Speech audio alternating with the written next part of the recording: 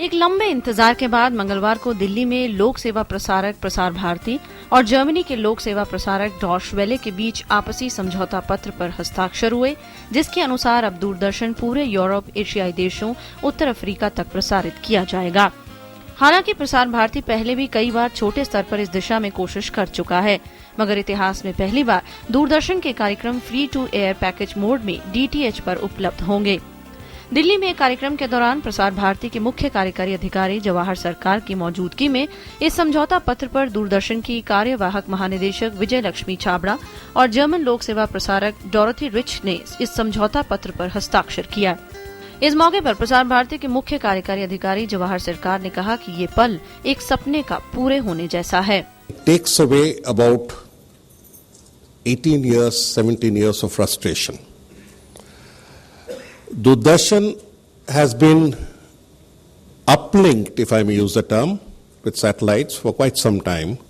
Our problem was to find downlinkers all over the world. We would get an entry into 120 million households spread all over Europe and going all the way up to the Middle East and Central Asia.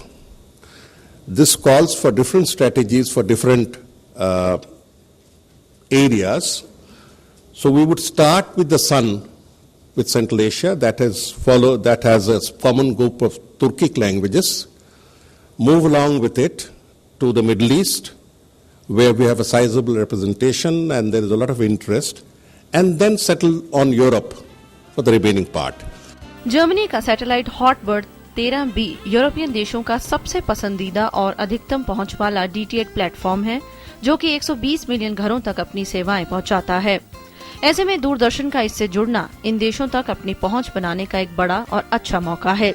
Germany लोक सेवा प्रसारक की विभागाध्यक्ष Dorothy rich ने भी इस अवसर पर अपनी खुशी जाहिर की। India has been the first market I've been dealing with.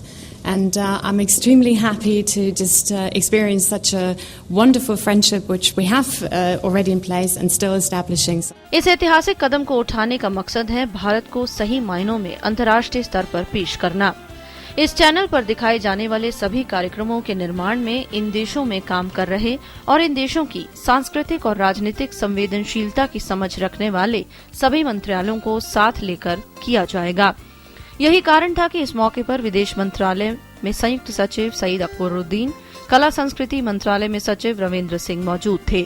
इसके अलावा सूचना और प्रसारण मंत्रालय में अपर सचिव JS माथुर और दूरदर्शन और आकाशवाणी परिवार के सभी सदस्य मौजूद थे। Jyotika Grover, DD news, Delhi.